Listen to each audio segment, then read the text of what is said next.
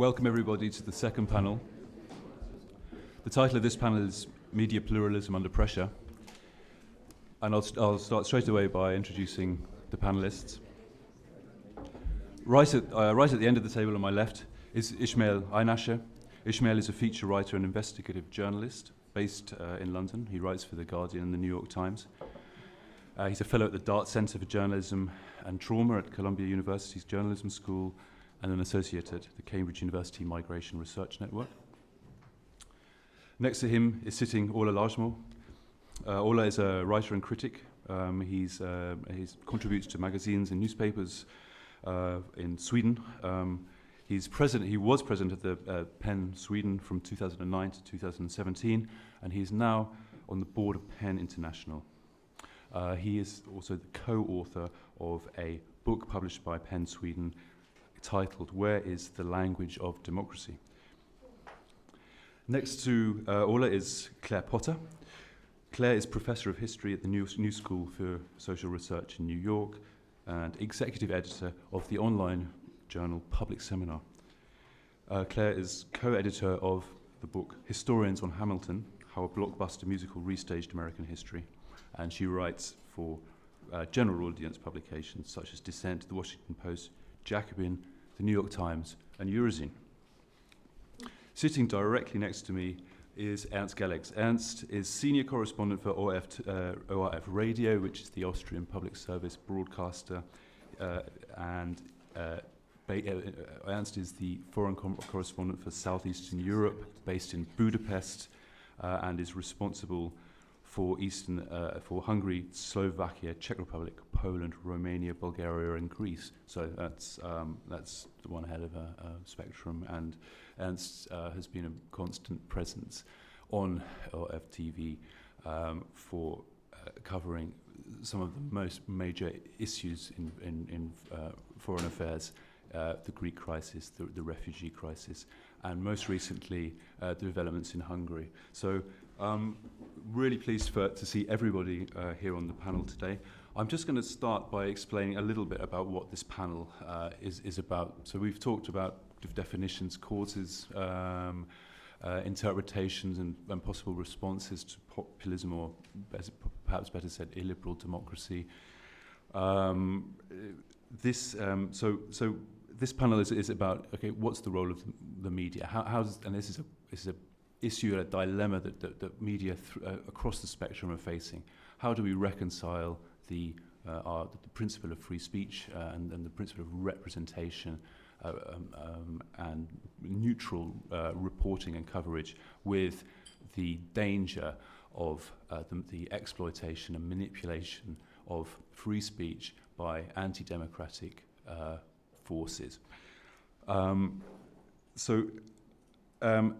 We're also dealing a lot with a West and East-West contrast here, and the idea is to try to bring these into context. So lack of media pluralism in Hungary and Poland, while enclaves of liberal democratic media remain, the mainstream media, the majority of the media, overwhelmingly propound the ruling national conservative ideology.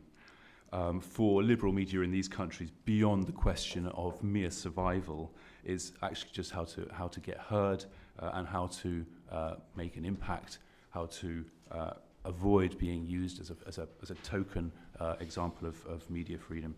In Western Europe, on the other hand, we've got an issue of, as I said, how to reconcile the liberal commitment to a pluralistic public sphere with the protection of liberal democratic principles.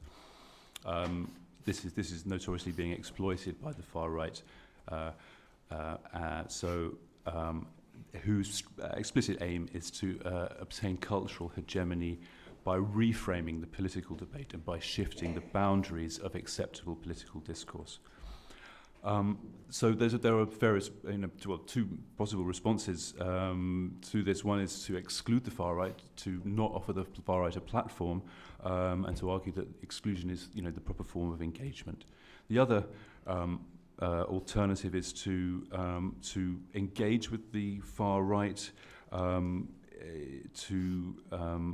in order to avoid some of the dynamics that exclusion can cause. So that means effects of solidarity on the far right, promoting the discourse of the corridor of opinion, the notion of political correctness, and these kind of arguments that we're all very familiar with. So we were trying to be critical about how the media themselves are involved in some of the processes of far right mobilization.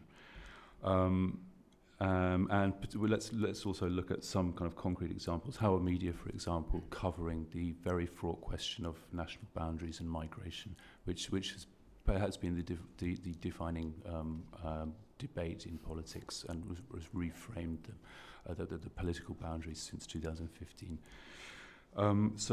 So without ado, I will hand over first of all to Ernst Gelleks and ask him first of all to talk a bit about his experience of the situation facing the liberal media in Hungary. There are no liberal media in Hungary anymore. Yeah, and secondly, also to talk a little bit about his experience of reporting from Hungary and the reception of his reporting here in Austria, which has also has created another set of controversies. Yeah, good morning, ladies and gentlemen. Thank you for the invitation. As it was said, I would like to tell you something about my experience as a journalist in Eastern Europe, in particular in Hungary. And what I have observed is that independence, criticism, opinion plurality, thinking in alternatives, all these things don't fit, obviously, into an illiberal democracy. The question is, what is an illiberal democracy? It is quite difficult to find it out. If you ask Hungarian politicians, they all make qua qua qua. There is nothing what you can rely on. There is no proper information, and you have to look into analysis of professors, of political scientists, and you have to observe what's going on in Hungary. And as far as I understand, an illiberal democracy is a kind of a sort of power concentration which limits the impacts of checks and balances in this country. The Prime Minister or the Hungarian government doesn't trust in institutions, in independent institutions. It just trusts in loyal people who are loyal to him. Okay, so this is the basis. In order to start with this illiberal democracy, you have to curb the mass media, so you have to control it. And the first thing, when you remember when he was elected in 2010 with a 2/3 majority, he started to reform the media law. It was a big outcry when we remember, it was 2011. And this is, we have now in Hungary the toughest media law in Europe, with all the possibilities of the ruling party or of the rulers to interfere into the media, to intervene. For example, Orban and his government started with the mass media, with the public broadcaster MTV, the Hungarian radio and television.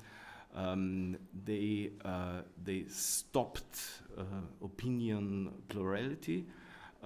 They took into the state news agency MTE and reunited radio, television, and the news agency under one roof, and one department produces news for every broadcast, for radio, for television, for magazines, everything. So you hear, you see in every programs the same content. The second step was to control the independent media. how to do it. It isn't so easy to control independent media. You have just a possibility in doing so in trying to dry them out, to try to stop their, to get rid of their financial basis, I would like to say. That means the public, the mass media, the newspapers, the magazines, rely on advertising.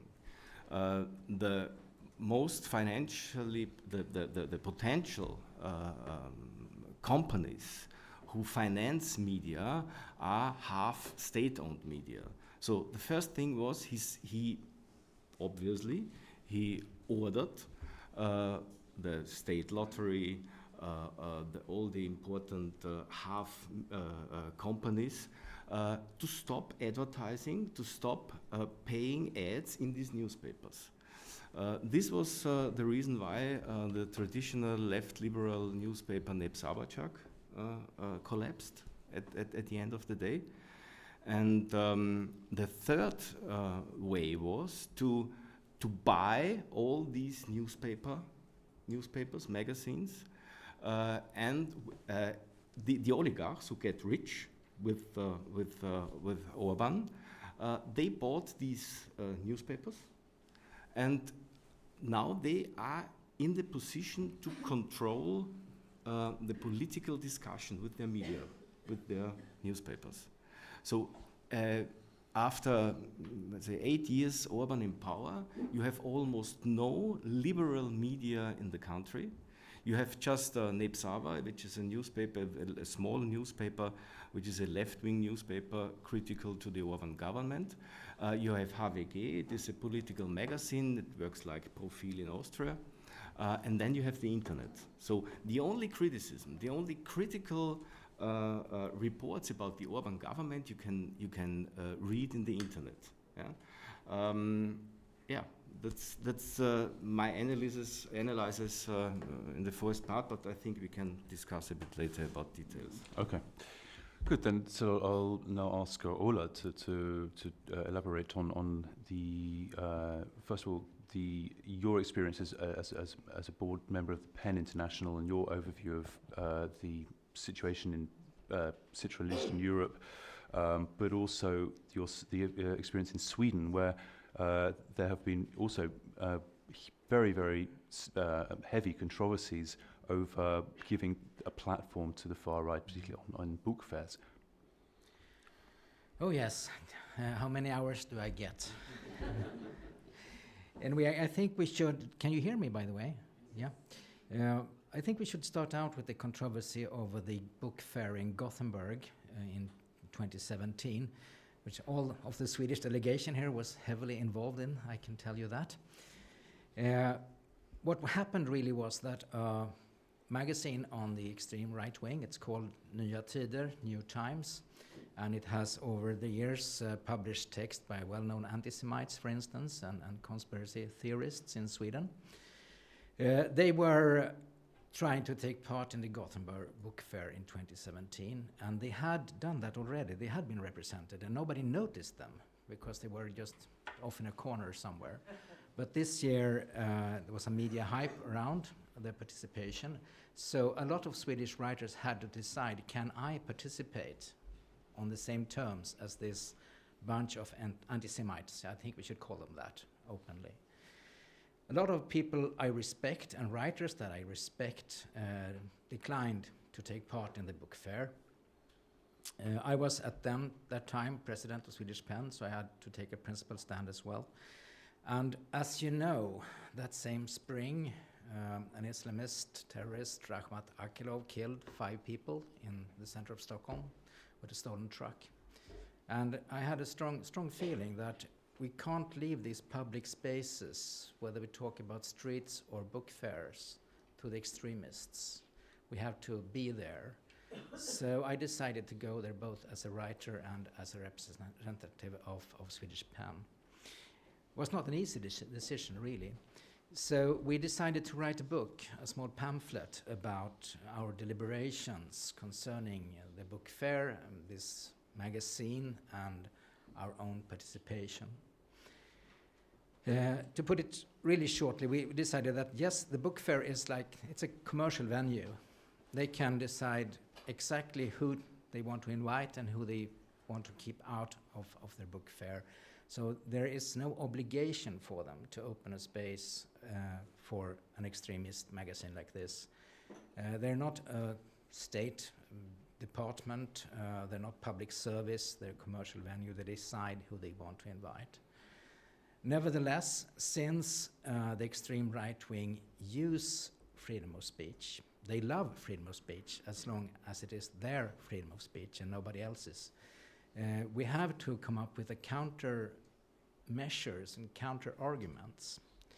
In this book, I took help of Jean-Paul Sartre and his book on anti-Semitism, which he wrote at the end of World War II, which I think is one of his best books, where he points to the fact that the extremists, the fascists, they know everything about democracy.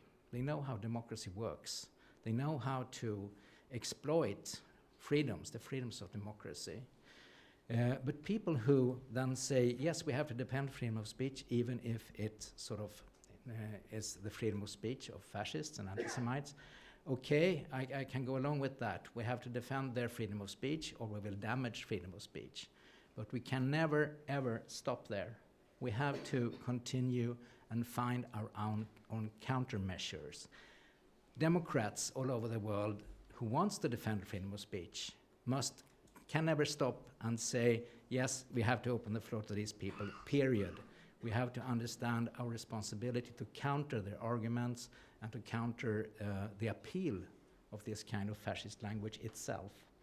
So that's the decision that we came up to in this little book. PEN has got, as you know, a charter, and this charter states in a number of points our responsibility as members of PEN, and one of them is that we really commit to defend freedom of speech everywhere. That is a basic sort of demand of a member of PEN. But the same charter says that we have to counter hate speech. We have to counter hate propaganda everywhere. And it's not a coincidence that these two things are so intertwined in the PEN Charter, because it was written in 1948, and everybody was aware of the Holocaust and what World War II had done to Europe and the world. So I feel that if you want to commit to like a modern idea of freedom of speech, you have to look at documents like the PEN Charter that says that these two things are always intertwined. Freedom of speech is derived from the idea of equality, which is the basic tenet of democracy itself. Everybody has a right to speech. Everybody has a right to exercise political power. And you can't take one without the other. You can't be a Democrat, defend freedom of speech, and deny the idea of equality. So I think we should, as Democrats, weigh these two things in as equally important in our discourse. Thank you. To pick up on the free speech theme, and I would turn to also ask Claire now to talk about the US situation, because the free speech in the US, as we know, is constitutionally ingrained, and it's been historically interpreted in the most liberal way possible. So tell us a bit about how historically the free speech has been interpreted in connection with these kinds of right-wing positions, and then possibly also a bit about the context of the US debate in a bipartisan media field.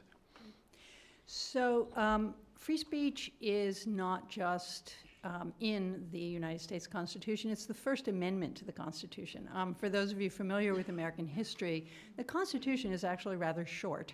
And it was in the process of amending it to enumerate rights that certain kinds of principles in the United States were established. The First Amendment is free speech. The Second Amendment, which has actually become the focus of much more attention during the Trump administration, is the right to bear arms and the right to have militias.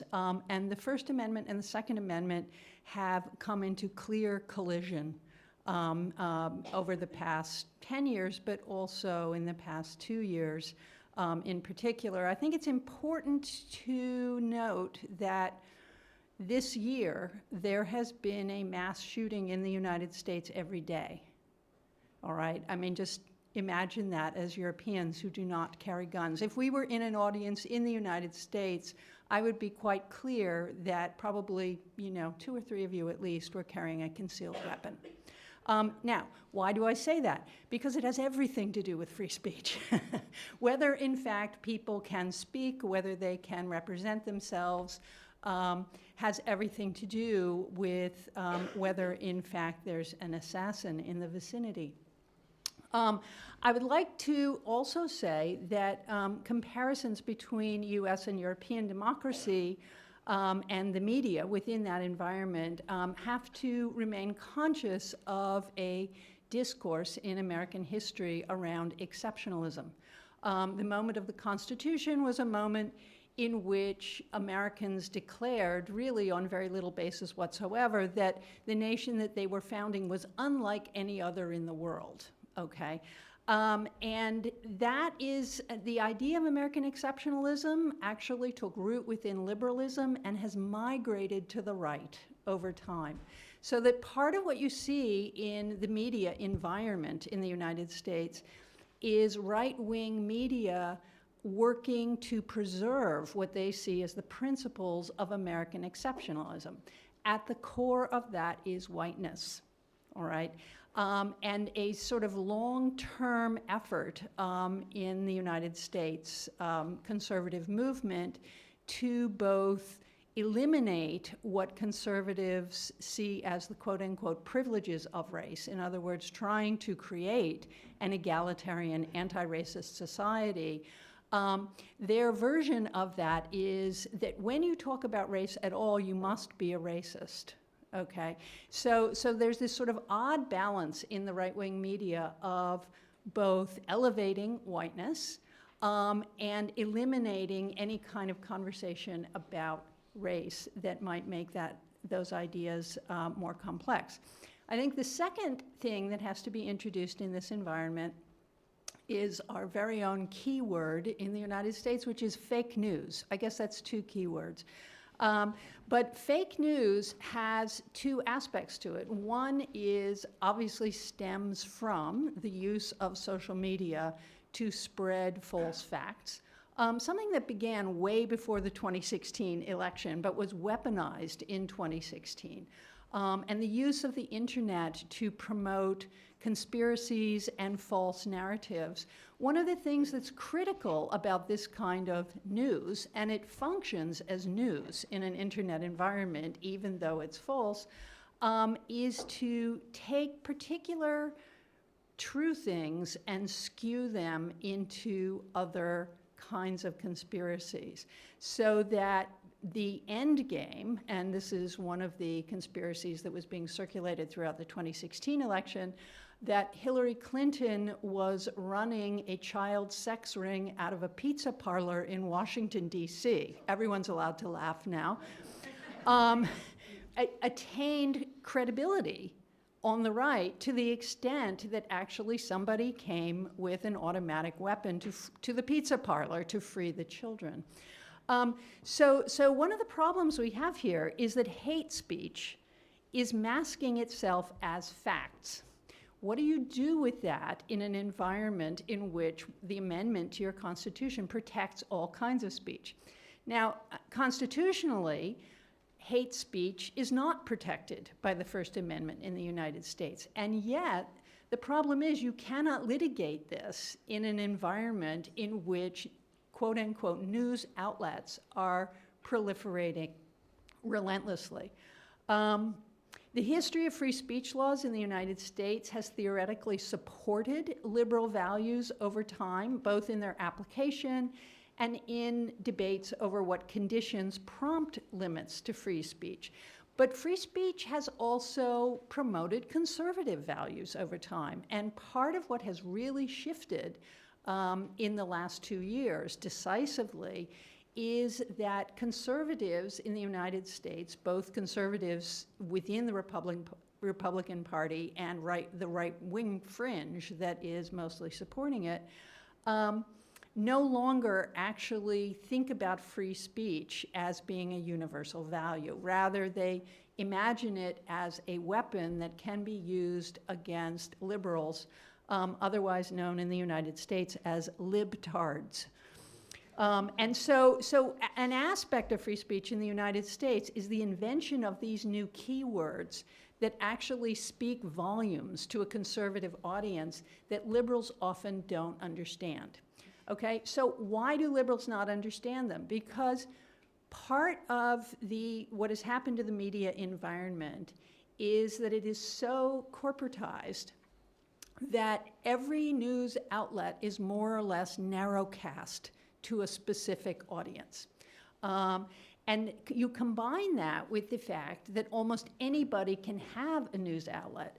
One of the things I was astonished by when I went to the Conservative Political Action Conference to report on it for Public Seminar is the vast numbers of radio stations that exist. Okay, radio, sort of the oldest instrument of propaganda in the world, is now on the internet. Anyone in the United States can actually have their own radio station, and you don't even have to be there to listen to it. You can download it as a podcast. So social media has actually proliferated the capacity to generate false news. I would also say that technoculture in general has contributed to a divided and media environment that I think Eli Pariser called the filter bubble. And technoculture, which is essentially libertarian in the United States, argues that all ideas are the same and they should all be able to circulate freely. This form of libertarianism actually then conveniently denies other kinds of distribution of power that give some kind of ideas more value than others. But it's also true that the advance of technoculture has really put the media or the legacy media in the United States in a weakened position in the first place. And legacy media was always over-reliant on advertising. Okay, the idea that there should be some kind of public funding of media never really took hold in the United States, even though we have a few public outlets on radio and television. But this sort of over-reliance on advertising means, bizarrely, that an outlet like the New York Times or even the Wall Street Journal is actually competing with an upstart like Breitbart, right, which is full of Nazis. I mean, real Nazis, not fake Nazis. I'm not being, hyperbolic here. Furthermore, certain kinds of legacy-type outlets, like the television network Fox News, has become a full-throated propaganda arm for Trumpism in the United States. So if you have these kind of bifurcated audiences, if you have proliferated the idea that news is fake, that anything you hear could be a lie, then you find it almost impossible to talk to people about what they're hearing. And otherwise reasonable people will tell you things that are simply bizarre. Finally, I'd like to say that part of what has happened to putting news online and this proliferating news environment is that news in the United States is now a form of entertainment. And it is, regardless of whether you are looking at a right-wing outlet like Fox News or a left-wing outlet like MSNBC, you can see that there are similar kinds of techniques being used, the recirculation of narratives for hours. You bring in different talking heads who say exactly the same thing, who promote exactly the same ideas. And this idea that you actually have to retain an audience and entertain them means that actually journalists are frequently writing to the audience rather than informing the audience. And I'd like to just close by saying that this is something that Public Seminar is really trying to grapple with. Like, under what conditions can a truly independent outlet like Public Seminar intervene in this kind of media atmosphere. And one of the problems we've come up against is, we say, all right, conservatives are welcome at Public Seminar. And yet, one is often hard-pressed to imagine who you would actually invite to write at Public Seminar if, in fact, the things they want to say are not true, arguably not true. So I think one of the things we're going to be looking at in the future is how to imagine new forms on Public Seminar in which we actually cross some of these boundaries and create conversations that are authentic and challenging without trying to pander to the environment that already exists. Thanks, Claire. That was absolutely fascinating. I will now turn to Ishmael and ask him to talk a bit about the British situation. I think the British situation is fairly unusual when we're looking at the media, in that there is a predominantly right-wing opinion in the media, which is not necessary to say the same thing as saying that there's a predominant right-wing predisposition within the British establishment, or the media establishment. So it's I think a somewhat complex issue, but you've been reporting on, for example, the Grenfell catastrophe. You've been writing about the hostile environment, and you've been writing also more longer term about the developments since 9/11 in British security policy, these kind of issues. So can you just give us sort of an impression of the kind of issues that you're facing? Hi, good morning. I hope you can hear me. Well, thank you for having me. So, just to pick up from what Simon was saying, I think in the British context, what you have is the consequences of the attacks in the United States, September the 11th, which of course played out all across Europe. But actually, I'd like to start a bit earlier in that year of 2001. And I would like to start from Oldham in the northwest of England and from Yorkshire in Bradford. We had these riots in 2001 in the UK, which happened predominantly between communities that were of the subcontinent background. These were primarily Kashmiri, Pakistani communities, but also white working class communities. And there was basically months of simmering tension, which escalated into what were then known as race riots. And they were the most significant riots that we had in the United Kingdom since 1981 and the Brixton riots. And that riot really began a very fraught conversation in the UK around integration, around social cohesion, really bringing to question a really important theme in my work, but also in British society and broadly across Europe, which is how do we create bonds of experience, common experience? How do we create notions of solidarity when we are increasingly multi-ethnic, when we're increasingly multicultural? And then, of course, we had the events that happened in the United States, in New York, on September the 11th. And recently I've been watching this brilliant new series, The Looming Tower, which is based on that brilliant book, which won a Pulitzer. And it's just sort of, this whole thing has really been very fresh in my mind. But I remember that day very well. I was at school still in London. And after that, everything changed really, because what happened in the United Kingdom, as in much of Europe, is suddenly anybody who had a Muslim background was suddenly suspicious. There were these questions in our broadsheets, in our public media, about whether Islam and Europe could be compatible, whether we could integrate Muslim migrants into European society, whether it itself, Islam, was compatible with liberal democracy. And of course, Claire made some fantastic points, but one of them was about historical erasures that go on, and I'll bring up that a bit. But if you just look at the history of Islam in Europe, and we're in Vienna, is very long. And the idea that somehow democracy is a Western invention is, in fact, I'd argue, wrong. And the fact that people argue that somehow the desire for freedom is somehow inherently Western, it's not. I think it's universal. But anyway, the consequences of those events after 9/11 meant that we had this whole conversation around integration and social cohesion and all these things. And then, of course, that had an impact on the public sphere. And these issues came to the forefront. And the consequence of 15 years of that is that the British media, as you were saying, Simon, is the broadcast media world. We have the BBC, which is, of course, public. But when it comes to our newspapers, we have a situation where actually the majority of the news industry in the UK is overwhelmingly right-wing. And we have people like Mr. Murdoch who are in the British media, but we also have British proprietors who run very,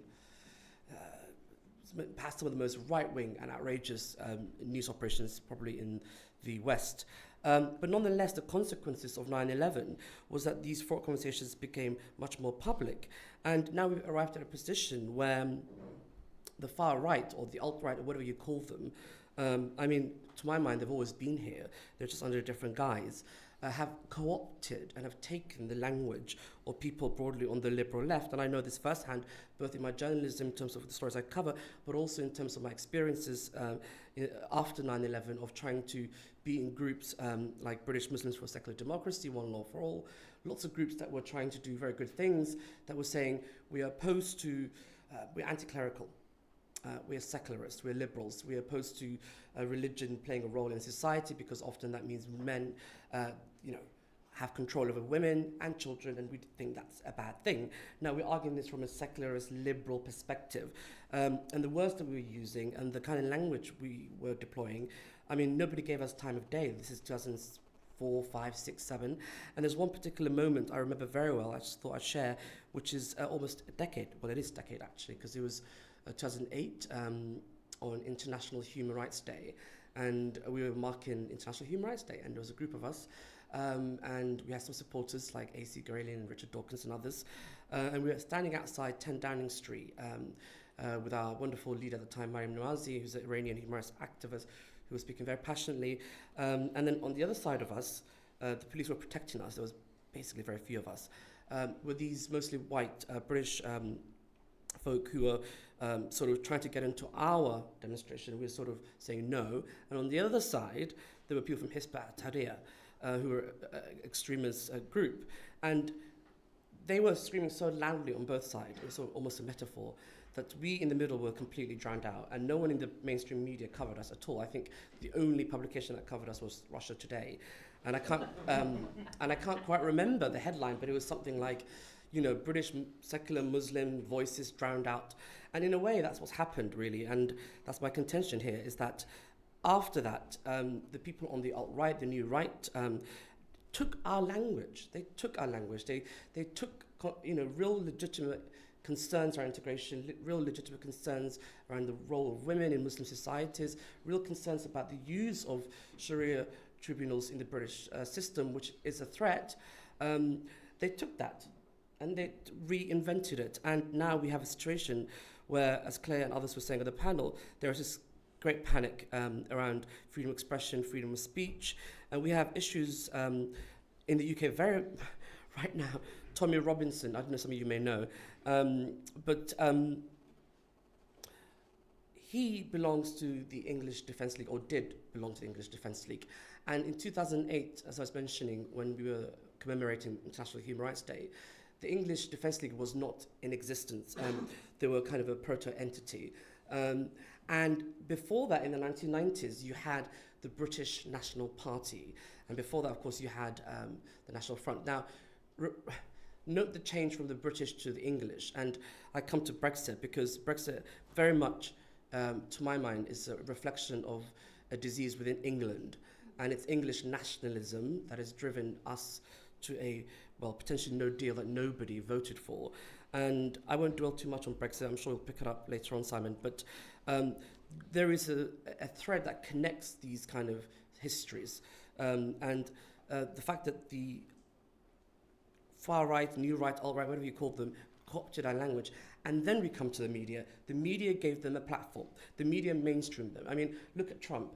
The media mainstreamed him. I mean, they thought he was a fool, and he was funny, and he was hilarious, and what have you. The same with Brazil and all across Europe. We've had situation, of course, in Italy too, Berlusconi, but where these folk have been instrumentalized, but also they've been given a platform by the media. And then we come to these conversations around this moral panic, around so-called PC culture, politically correct, and identity politics. I've heard this spoken this morning people mentioning identity politics. I just think there isn't, to my mind, a choice between class and identity politics. You know, we need to look at life at the intersections, because you can also be black and working class, and often that's something that seems to be missing when we have these kinds of conversations. And also the idea of identity politics itself has become redundant. It's become a useless term, because it basically is a conduit for a lot of people to express their dislike of a multi-ethnic, multicultural society. And in some ways, I'm not sure what the way forward is or what the new language, but it seems to me pertinent, as we speak this morning, to adopt a new language to describe this, because identity politics as it is not right. And it's been used by a lot of people, and we heard from Ola about the experience in Sweden and how the far right use freedom of speech, freedom of expression as a cloak to mask their racist agenda. But having said all that, we must also be very aware that there are actual genuine threats to freedom of expression and to freedom of speech. And often they're not coming from the periphery, they're not coming from the media, it's coming from the state. And this is something else that's been missing this morning. We need to talk about violence. And we need to talk about the violence of the state. And since 9/11, in the UK at least, the state has been pretty violent. And I speak of, in terms of renditions, in terms of the British security system rendering people to the CIA, secret sites, secret courts, and we talk about citizenship. And, you know, I always remember this quote from Hannah Arendt, and she said, citizenship is the right to have rights. Well, in the UK, that right has been eroded since 9/11, and the British state has used an instrument to strip British nationals who were born in the UK or, like myself, became a British citizen by naturalization to get rid of their citizenship. And these cases are quite significant, and the person responsible is our dear leader, Theresa May. When she was the Home Secretary, she was very much part of these kinds of instruments, the hostile environment, we've had the Windrush scandal, but all of these point to the state creating a space where not only rights are being eroded, but the state is representing, at least in the UK context, to us, in the British context, society, the threat of terrorism as an instrument to take away our rights. And it's a red herring, and it's a dangerous one, and that's something that's been playing out. And just coming to the end, I wanted to also pick up a couple of things around that was said this morning around left and right. And I think one of the speakers said there's a drift to the far right. I think that's very true. But also I think we need to look beyond left and right, and we are entering a new stage. And I think it's really about justice, and that's not something I've heard this morning either. I think it's between just and being unjust, and you choose which side you're on. And if you're on the unjust side, well, good luck to you, but I'm going to resist. And that's also an important point, resistance. And because a lot of the conversations this morning were about prescribing the problems, but not so much the solution, and that's what I'm going to try and come to the end. I think one of the ways out of it is revitalizing the civic space and the public space. And I think that's one of the spaces in which we've seen the reaction to the populist far-right situation from the UK to Italy to Hungary to other places across Europe, that civil society is fighting back. And I've got colleagues in Poland to Hungary who are at the front line fighting, in the case of Hungary, Orban. And in the case of Italy, you know, I report a lot from Italy on the refugee and migrant crisis, and I was there this summer, and, you know, Salvini's policies have emboldened ordinary Italians to take matters into their own hands. You've seen what's been called in Italy's racism emergency this summer. So we're talking about real things too. You know, we could talk about ideas, but we're talking about people that have been beaten up and killed and harassed on the streets. And what you've seen in Italy is the reaction has come from mayors. The mayor of Palermo is fantastic, for example. There's a mayor at the moment who's arrested for giving support to refugees and migrants. And the final point, Simon, coming to an example I wanted to share is from London, is from the Tate Modern. I've been involved with a project with Tanya Bugara, the Cuban artist, and she's done the Tate Turbine Hall show, which is on, so come see it if you can. And as part of that project, obviously Tanya's work very much concerns migration, and she's very much known for that. And she's got this whole tradition of like useful art, but not something that's sort of PR and sort of gimmicky, but actually real genuine working within the community. And what she did is work very much locally within that part of London. And I think that could be a way out. And the final point is, I keep saying final points, but this is the final point, is something that Claire said, which I think is really important, is we've got to talk about, well, you didn't say decolonialism, but that's something I was thinking, but also we've got to talk about the populist far right and this idea of whiteness, and I'll stop there. Thanks, Ishmael. To just open up, just to put the discussion in the context of the topic of the conference, which is we're talking about the representation gaps, and I want to play the devil's advocate slightly here, because a big issue has been in critique of mainstream media, and particularly also public service media, about objectivity and the degree to which certain established narratives are being repeated and not criticized, are hermetic to criticism from the right.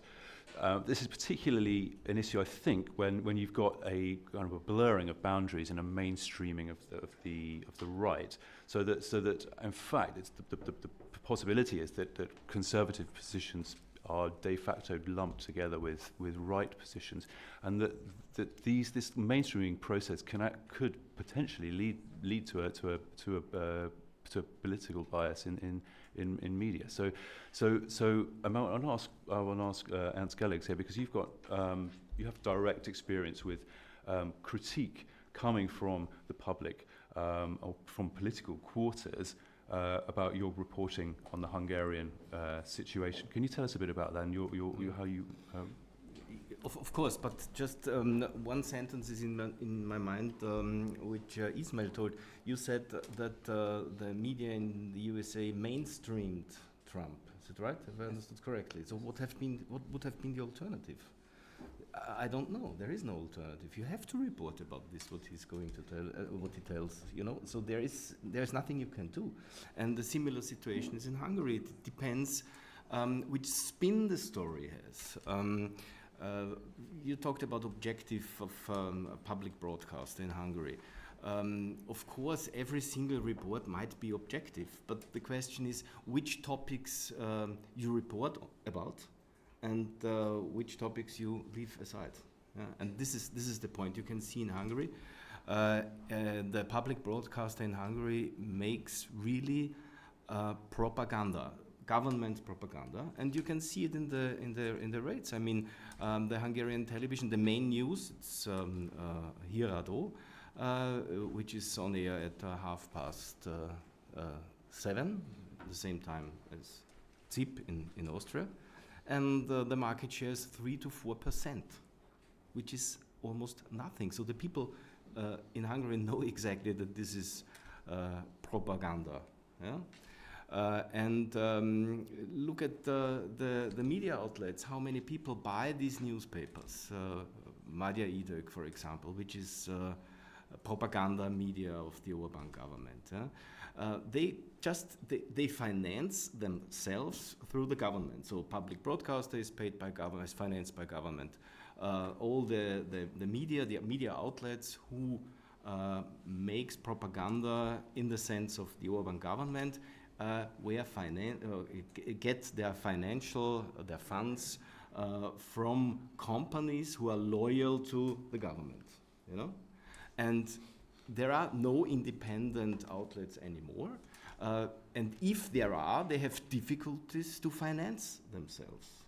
This is the problem, and I don't really see the way out. Firstly, secondly, the difficulties I have. Of course, the government tries to. So we have a media law. This is the legal basic in Hungary. And the media law is designed, or has been designed, to control mass media and to root the political discussion in the right way. Right, which is a funny double meaning in this case. Yeah? This is the legal frame, and within this frame, the government tries to control everything, message control, which is the key word in the country, in the meanwhile in Austria as well. So everything is message controlled. And of course, the foreign media have a different position. So they cannot be controlled properly by the rulers or by the government. And basically, I think that the government doesn't care really about foreign correspondents coming from France, Finland, Sweden, Denmark, Great Britain, a bit more, because for them it's important which messages are received by the voters, you know? And ORF is in a bit different position, because ORF can be received in Western Hungary. And it is a tradition to watch ORF news programs, because during communist times, many Hungarians switched secretly to the ORF programs to see how it is, how the reality is, yeah? And they still do so. And in Western Hungary, from the ORF reports, in Western Hungary, people get a different picture of the political situation of their country when they watch ORF in comparison to MTV program, to the Hungarian television. And then they start to think, why? Why is it? And this is the main point, I think, to my mind. This is the main point that the government, the Hungarian government, tries to control ORF messages as well, the ORF reports as well, but failed so far. They tried hardly, so they sent the Hungarian ambassador 2 or 3 times to the CEO of ORF, and the ambassador demanded my immediate sacking, because my reports were wrong, he said. Yeah? He said, the reports of ORF are wrong. And the CEO told him, okay, if you think it's wrong, then you have legal possibilities to bring him to court, do it, Rundfunk Commission, for example. But they never did, of course. So there were heavy interventions against me and against the office in Budapest, but so far it failed. And the interesting development we have now is that the FPÖ, the Liberty Party, is in government, and if you compare the party program of Fidesz with the party program of the FPÖ, you find many similarities. It's almost the same, congruent party programs. And what I have experienced is that some representatives of the FPÖ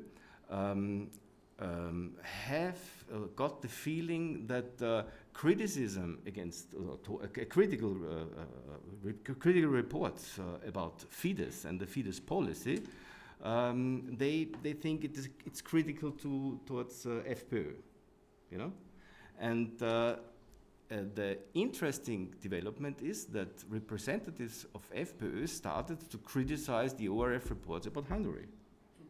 Yeah? And but so far they failed to intervene against me and my office. But this development you can observe. Yeah. Okay. Great.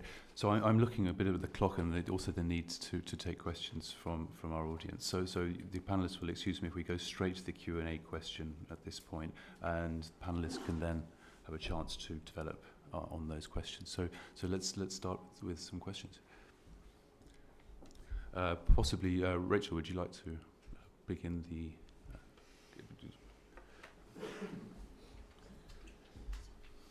Thank you. At Index on Censorship, we have a report coming out next week called Mapping Media Freedom. It looks at the last 5 years in Europe of attacks on media freedom in 42 countries in and around Europe. I thought I'd read out the strapline, which is: burned in effigy, insulted, menaced, discredited by the nation's leaders, assaulted, sued, homes strafed by automatic weapons, rape threats. I think when we're talking about media under pressure, I mean, all those things are right at the top of what we should be concerned about.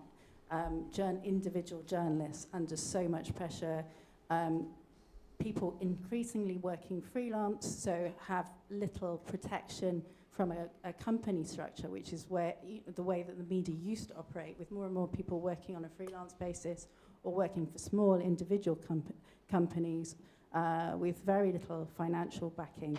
They are more at risk from those kind of pressures than they have been in modern history.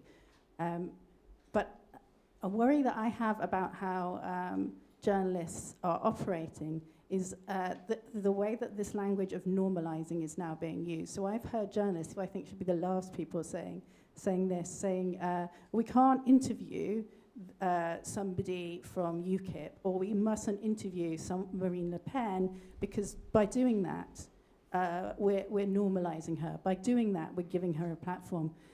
I would in no way argue that you have to interview them every day, but I think these people are operating within the democratic system. These people are elected politicians in most cases. You can't ignore these people. They don't go away by not interviewing them. You are, in fact, giving them more power, because they use that as a way of saying, look, this is how we are treated by those people who believe in so-called freedom of expression. So you have to challenge those ideas as well. So I wonder if I could speak to that for a second, because in the United States, of course, we have a president who lies all the time. And there was a great headline I think in CNN last week, in which they said, President fails to tell the truth 83 times in one day. And I think, it's not even a question of normalizing anymore. Kellyanne Conway, who is a spokesman for President Trump, one big debate in US media is whether you should have her on at all, because she lies about everything. She's the person who actually coined the phrase alternative facts. When a journalist said to her, that's not true, she said, well, it's an alternative fact. So I think the phrase normalizing masks a number of things, one being that Donald Trump was already normal before he became president in a certain media fragment, right? Because of his work on The Apprentice and so on. As somebody famously said, Donald Trump is a poor person's idea of what a rich person is. And that actually, made of him a certain kind of archetype that, to everybody's astonishment, blew him into the presidency. So I think the question of normalization is probably less important, certainly in the United States, than the mainstream media getting over the idea that they have some kind of a pact with the political class to work together to push democracy forward. And that actually was the case prior to the Trump administration, which is why you had people like Judith Miller of the New York Times, spewing the lies of the Bush administration about the Iraq War onto the front page, whole cloth, because those kinds of connections between important journalists and the political class were so tight that it created a certain collective interest between them. That collective interest has collapsed. And it means that actually we don't even know what normal is anymore when politicians and the media are speaking to each other. Well, to that point, I would say that doesn't mean that journalists should never interview those people. Nick Griffin, who was the leader of the BNP, there was a lot of opposition for him ever to be on TV, ever to be on the news. He went on Newsnight and which is quite an interrogative news panel show in the UK, and he's exposed his opinions to quite rigorous questioning, and his support dropped away considerably after that. So I think what I'm saying is there's no simple answers, but not interviewing people, I don't think, is the answer. May I add something? To my mind, it's a complete wrong approach not to speak to these people, to right-wingers like Le Pen or Orban or whatever. But the fact is that in the meanwhile, we have the situation that's the other way around. So these people don't speak with us. So they don't grant interviews anymore. Press conferences are, the politicians came in, stop in front of the microphone, give their message, and then they say, thank you, ladies and gentlemen, and they disappear. So you have no possibility at all to ask one single question. So this is the situation we face now. Ola, you wanted to say something too? Of course, I understand exactly what you mean, and we should perhaps address the fact that in the last year or so, 3 journalists in Europe has been murdered looking into corruption issues. So I mean, there's a real threat about freedom of the press that we should address. But just before I left for Vienna, there was an interesting report in Swedish media saying that the party that got the most media coverage in Swedish media was, of course, during the election, was the Swedish Democrats, of course. That might have boosted them, that might have sort of cost them a few voters, we don't know. But the thing is, what I feel often is that I write for myself for large Swedish newspapers. I shouldn't be sitting here criticizing media in that way, but I feel that sometimes the attention these parties get is not based on knowledge. The journalists don't delve deeply enough into these parties and their background. So I don't think it's wrong at all to interview them, but I think that you could expect more from serious journalists being more prepared and more knowledgeable about the sort of language these parties are sort of giving us. If there were time, I would like to talk much, much more about hate speech, because I feel that there is a common hate speech narrative in the right-wing populism in Europe and the States. That is their number one weapon, actually, and I feel that a democratic strategy would be to take that apart, but I guess we'll have to discuss that over coffee. Let's take another question from the floor. Yeah, Tobias Voss, I'm Vice President of the Frankfurt Book Fair, and I would like to come only shortly to the point of Gothenburg Book Fair. As you know, we have another position. We have also a membership of right-wing publishing houses in Frankfurt, and we allowed to participate. Last year it was quite difficult. This year it went very well. I think it's not our task as a book fair to exclude someone. The only exception is if they are doing something against the law. And we have a close eye on this. If there are, the Holocaust is denied or something, this is not only German publishers, it might be found also in the Arab region. We have a close look to this. But we have the position, it's not our task at a book fair, for a book fair, to exclude someone from the fair, which the books of the publishers are not forbidden in Germany, so it's no reason. If we decide to exclude one publisher, there was one extreme right publisher, Antaios, in Germany. The debate was mostly about it. If we exclude them, then it would be 10 publishers asking me, if you exclude this one, you have to exclude that one too. This is an infinite regress, and this is not our task to do as a book fair. Thank you. Just one comment to that. I tried to sort of summarize a book that is 50 pages, and we tried to discuss this argument very, very closely in detail, but we reached the conclusion that as a commercial operator, you decide who you invite. If you were a public service representative, then you would have a responsibility to represent all the people. Let me tell you, this is not the situation in Germany. The Leipziger Book Fair has once tried to exclude the Junge Freiheit, and they go to court, and they won. So if we exclude some of these publishing houses, they will go to court, and they will win. So it's not our aim to give them the possibility that they come with a judge to the book fair. So we are not in the situation. Well, last year the magazine Nya Tider was represented at the book fair, and this year, and the book fair has decided, I think on purely commercial grounds, that they weren't allowed this year. But I also, this is quite important, because what happened last year in 2017, since this right-wing magazine got all this attention, was that the Swedish Nazis decided to demonstrate outside the book fair. And I watched it all from both from the street and from the high tower where the fair was taking place. And you could say their ambition was actually to crash the book fair. They wanted to storm the book fair, and the police, thank God, stopped them. So we have to be very, very clear that, as I said, this is my main argument, and this is very important to me, that if you allow these people in, and you might do that to defend freedom of speech. I mean, I'm for that. PEN is for freedom of speech, as you say, for people that make your blood boil. That's a common phrase.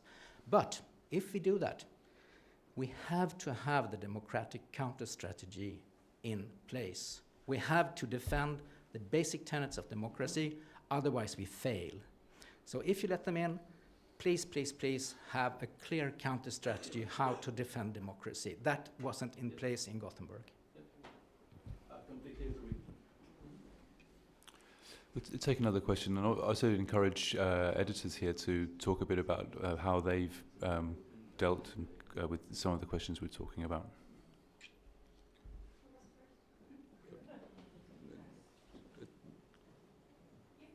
That's fine. First of all, thank you so much for one of the best engagements on free expression. I want to say, first of all, do read the website Rachel mentioned, which is called Mapping Media Freedom. There isn't anything else like it, and it's incredibly useful and comprehensive, though rather depressing. But there's one tiny thing that we haven't talked about. To silence people, or to give them what Mrs. Thatcher famously called the oxygen of publicity. And I absolutely agree with Ola that, in a sense, you have to err on the dangerous side by giving the oxygen of publicity rather than silencing debate. It can be dangerous, but the one tiny, tiny thing we haven't talked about. I've just come back from Budapest, and so I was particularly interested. But the one thing that nobody's talked about, and what I discovered in Budapest, as I've discovered in other countries at different times, is this thing, this little thing that sits on your shoulder like the golem. It's called self-censorship. And we don't talk about it, we don't write about it, but it's probably I mean, I'm exaggerating, but that's what I do for a living, maybe. It is the most insidious form of silencing, of censorship that we have, and it arises from fear. Two people in Budapest whom I met, good Hungarian citizens, one of them a founder of Fidesz. And remember, I interviewed Orbán in 1991, very exciting. And they said, what, you want me to get in trouble? No, of course I can't say these things publicly. So there you go, that's all. But thank you so much. Also for the enormous courtesy of speaking in my language that I can understand. Thank you. Yeah, I'd like to say something about self-censorship, because actually one of the hallmarks of the Trump is his inability to self-censor. And the sort of chaotic utterances that count for political speech in the United States now. And having been to several Trump rallies myself, there are a couple of things that really stand out for me. One is that the kinds of tangents he goes on are really sort of a reading of the audience before him, and a kind of ritual storytelling that they engage in together. So I think what we're seeing in the United States is the lack of self-censorship. It's very difficult for people to know whether he can't help it or whether it's a strategy, right? But I would also say that the press has actually done the public a disservice by serving up many of Trump's most inflammatory comments without context. Because actually, if you attend a Trump rally, you come away with something very, very different than what you see on a news report. And one good example of this is there's a poem that Trump recites. It's actually not a poem, it's an old folk song called The Snake. Are any of you aware of this? Okay, so it's about someone who invites, a woman who invites a snake into her home, and the snake eventually kills her. And it goes on for a long time, and at the end, the snake says, "You stupid woman, you invited me here in the first place." Okay, it's a parable about immigration.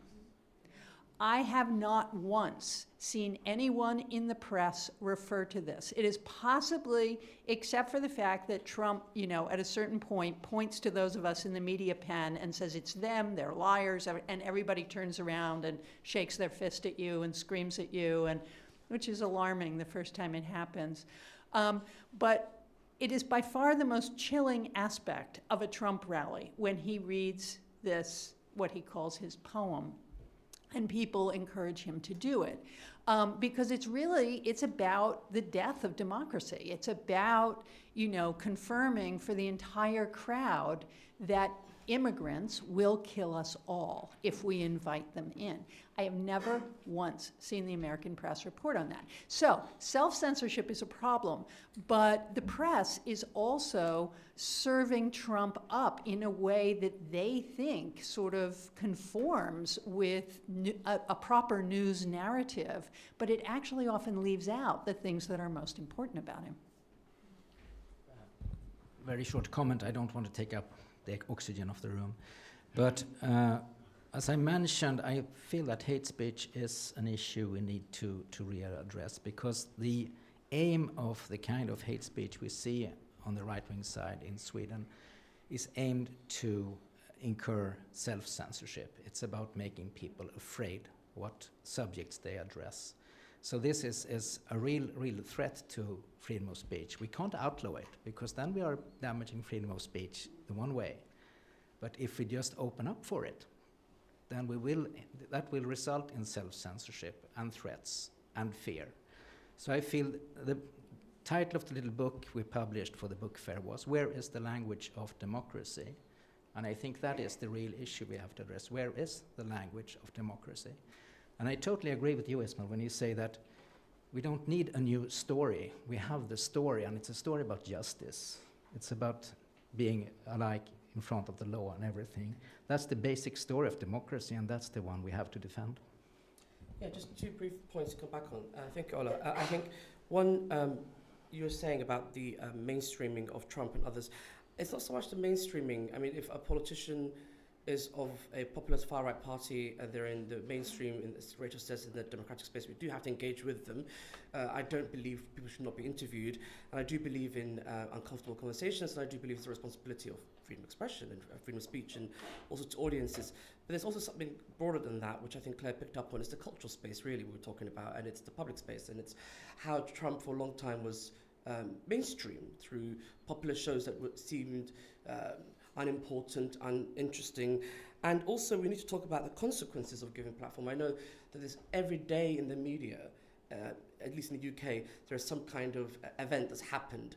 This week in the UK it was William Sitwell, who's a chef and a judge on a TV show, who got an email from a vegan, and she said, because he edited Waitrose supermarket, the food magazine, and he got an email from this woman who's a freelance journalist, and she said, look, I want to propose writing a series about vegan food. And then he responded back, kind of unfunnily, but anyway, saying, oh, well, maybe we should do a series about how to kill vegans, maybe how to interrogate them, maybe how to force them to eat meat. And then he had to resign. And then obviously I'm reading there on the plane here yesterday at the Times, and then there's someone in the Times be like, this is about freedom of speech. And you go, oh, goodness sake, it's something so peripheral. And we have these conversations happening all the time, but we're losing sight of the consequences of these things. They're happening on the periphery. They're happening to real people. So it does matter who you invite, actually, and you do need to think about countermeasures. And you also need to think about the media itself. You know, is the media itself equipped to actually do this task? Because we talk about representation and being representative, but the media is not, in the UK that is, representative. So we also need to balance all those kind of tensions if we're going to have an effective way to deal with the far right. Okay, let's take another question from the floor. Right at the back. Yeah.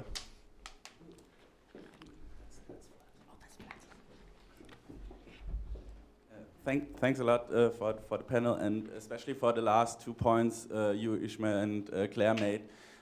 Because I think what was missing a bit was what got me interested in this panel, the perspective of like that we as, broadly speaking, left-wing publicists, journalists, and so on, started with a critique of traditional media.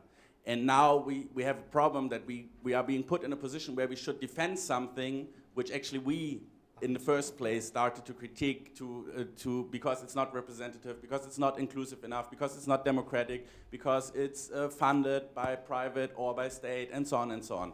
And I think the way to go is not to go back into the position of defense and say, okay, now we have to make sure that there is one truth, we have to make sure that the democratic system is being defended against those attacks, but we have to radicalize our critique. We have to strive for more democracy within the media sphere, and I think this also includes more democracy in all areas of life, because there is no democracy in media sphere if not we have a democratization of whole system, let's say. But in the meantime, I think what we need to do is to defend that truth is something that is complex, that representation is something that is complex, and not dial back, not to go back to easy things, which I think is very tempting when you try to defend something. Then you say, well, representative democracy is all well and good, there is scientific facts and so on. And I think this is not the route to go. I think we should defend the complexities of the world, and this is should be our aim as leftist journalists. Good. Let's take another couple, maybe a couple of questions from the floor. We're going to have to wind up, so please keep them quick, and if we've got time, we'll have a very short closing statement. Okay, these are two quick questions or observations. George Blecker from New York. One question for Claire. I want to play a little bit of devil's advocate in terms of the American media. It seems to me, I don't know if you read, or if anybody read, a few days ago there was a debate or an opinion piece in the Times between Frank Bruni and Ross Douthat, where they raised the question of how do you report about what's the elections and post-elections and so on. And Bruni took a sort of high-minded position. It was familiar rhetoric. And the more conservative columnist said, no, what we really need is not high-mindedness, we need analysis. And he was suggesting that there wasn't, or at least the way I read it, was that there wasn't enough analysis coming from the left about the issues that the left gets high-minded about. And I think that, for me, there is something about the latest year or so of the New York Times, in that there's a kind of drift towards sensationalism and expose stories that fall flat. For instance, a couple of weeks ago, there was 6 pages in the Times devoted to the Trump family's avoidance of paying taxes. Anybody who pays taxes in America knows that really what he had, or what they had, was a bunch of clever tax lawyers. There was virtually nothing in that was controversial. So the whole issue fell flat. And it's happened a couple of other times. So I wondered to get your response to that. But let me also have one question for Ola. I'd like you to talk not as a representative of PEN, but as a reporter on the Swedish scene, because there is a peculiar, as most of you know, peculiar situation on dealing with the far-right party in Sweden, in that the other parties, to my knowledge, virtually avoid dealing with them. And how does that influence the role of the press in relation to helping the public understand that? Because for me, it's a peculiar and not an attractive way to deal with the right, for everybody to avoid dealing with them. But it is the way the Swedes have done it, and I wonder how it plays into the media coverage.